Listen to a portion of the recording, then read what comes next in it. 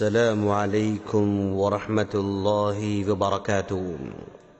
سامعین، عام طور پر ہمارے معاشرے میں دوستی بھی بہت ہی انتہا درجے کی جاتی ہے اور نفرت بھی انتہا درجے کی جاتی ہے، جس کی وجہ سے بعد میں بہت سارا نقصان اٹھانا پڑتا ہے۔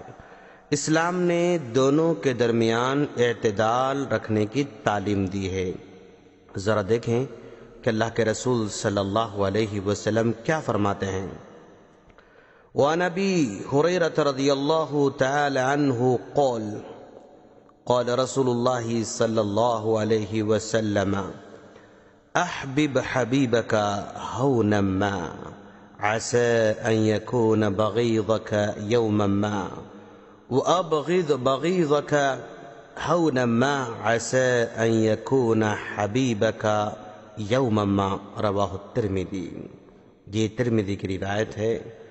حضرت ابو ہریرہ رضی اللہ تعالی عنہ کہتے ہیں کہ اللہ کے رسول صلی اللہ علیہ وسلم نے فرمایا، اپنے دوست سے اعتدال اور توسط کے ساتھ دوستی رکھو، شاید وہ کسی دن تمہارا دشمن ہو جائے، اور اپنے دشمن سے اعتدال اور توسط کے ساتھ دشمنی کرو، شاید کہ وہ کسی دن تمہارا دوست بن جائے۔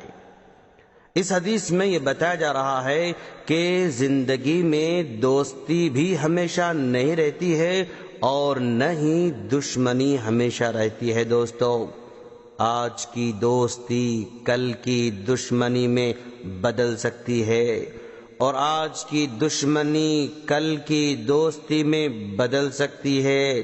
اس لیے اگر کوئی دوست ہو تو اس قدر قریب مت کرو کہ اپنے سارے راز اگلنے لگ جاؤ، کیونکہ آج دوستی کی حالت میں جتنے راز معلوم ہوں گے، کل اچانک دشمن بن جائے تو وہ راز جو اس کو معلوم ہیں ان کے ذریعے نقصان پہنچایا جا سکتا ہے۔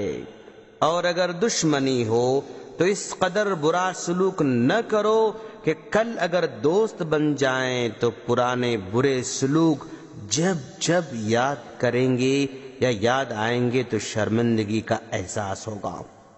عام طور پر لوگ دوست سے دشمن بن جاتے ہیں تو دوستی کی حالت میں جو راز معلوم ہوئی تھیں ان سب کے رازوں کو فاش کرنا شروع کر دیتے ہیں، جبکہ یہ طریقہ انتہائی بری فطرت کے لوگوں کا ہوتا ہے۔ دوستو، ایک فطرت سلیمہ رکھنے والا آدمی، حقیقی طور پر اچھا آدمی، نیک آدمی، با کردار آدمی، بڑا ظرف رکھنے والا آدمی کبھی بھی اور دوسروں کے رازوں کا غلط استعمال نہیں کر سکتا ہے، وہ کبھی نقصان پہنچانے کا نہیں سوچتا۔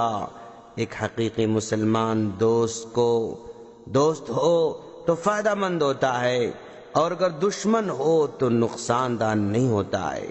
اسلام دوستی اور دشمنی دونوں میں بھی اعتدال کی تعلیم دیتا ہے، تاکہ انسانوں کو افراط اور تفریط کے نقصان سے بچایا جا سکے۔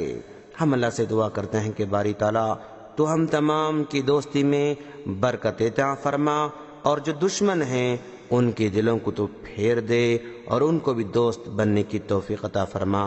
آمین۔ السلام علیکم ورحمۃ اللہ وبرکاتہ۔